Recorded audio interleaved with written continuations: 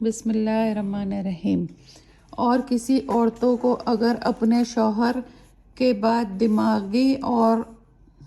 لاپرواہی کا غالب احتمال ہو تو دونوں پر کوئی گناہ نہیں ہے کہ دونوں بہم صلح کر لیں، اور یہ صلح بہتر ہے، اور تابعین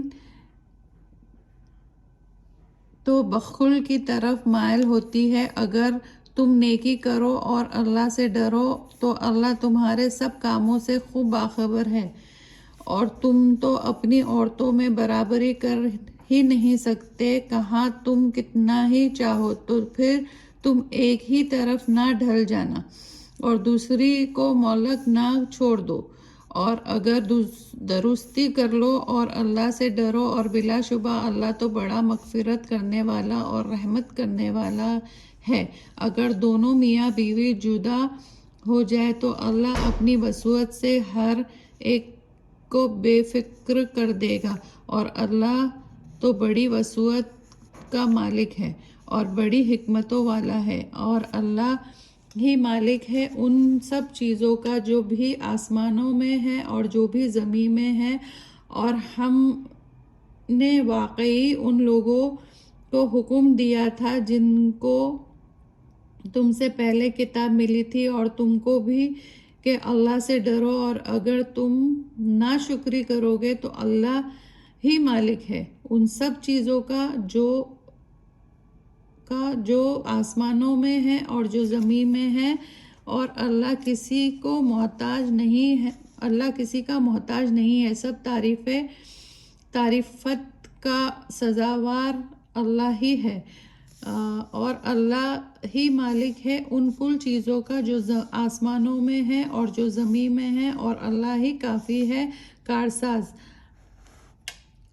اگر وہ چاہے تو لوگوں تم سب کو فنا کر دے اور دوسرے کو لے آئے، اور اللہ تو اس پر پوری قدرت رکھتا ہے۔ جو دنیا اور معاوضہ چاہتے ہیں تو اللہ کے پاس تو دنیا اور آخرت دونوں کا معاوضہ ہے، اور اللہ تو بڑا ہی سننے والا اور بڑا ہی دیکھنے والا ہے۔ مومنو، تم انصاف پر قائم رہنے والے بنے رہو، اللہ کے لیے گواہی دینے والے رہو، کہاں اپنی ہی ذات پر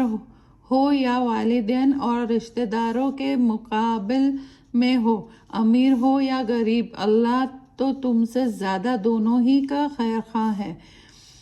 تم اپنی خواہشات کا اتباع نہ کرو، ایسے نہ ہو کہ تم حق ہی سے ہٹ جاؤ، اور اگر تم کاج بیانی کرو گے تو پہلو تنہی کرو گے تو بلا شبہ اللہ تمہارے اعمال کی پوری خبر رکھتا ہے۔ مومنو، تم اللہ پر پورا یقین رکھو اور اس کے رسول پر، اس کی کتاب پر جو اس نے اپنے رسول پر نازل کی، اور اس نے ان سب کتابوں پر جو اس سے پہلے نازل ہو چکی ہے، اور جو اللہ کا، اس کے فرشتوں کا، اس کی کتابوں کا، اس کے رسولوں کا اور روز قیامت کا انکار کرے تو وہ گمراہی میں بڑی دور جا پڑا ہے۔ بلا شبہ جو مسلمان ہوئے پھر کافر ہو گئے، پھر مسلمان ہوئے پھر کافر ہو گئے، پھر کفر میں بہتے چلے گئے تو اللہ ایسوں کو ہرگز نہ بخشے گا اور نہ ان کو راستہ دکھائے گا۔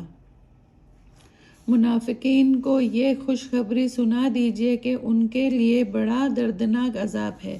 وہ منافق جو مسلمانوں کو چھوڑ کر کافروں کو دوست بناتے ہیں، کیا ان کے پاس معزز رہنا چاہتے ہیں تو اعزاز تو سارا اللہ ہی کے پاس ہے، اور اللہ تمہاری کتاب میں یہ حکم کرتا ہے کہ جب تم احکام الہی کے ساتھ کفر اور مذاق ہوتے سنو تو تم لوگوں کے پاس مت بیٹھا کرو جب تک کہ وہ کوئی دوسری بات شروع نہ کر دے۔ اس حالت میں جو تم انہی جیسے ہو جاؤ گے۔ بلا شبہ اللہ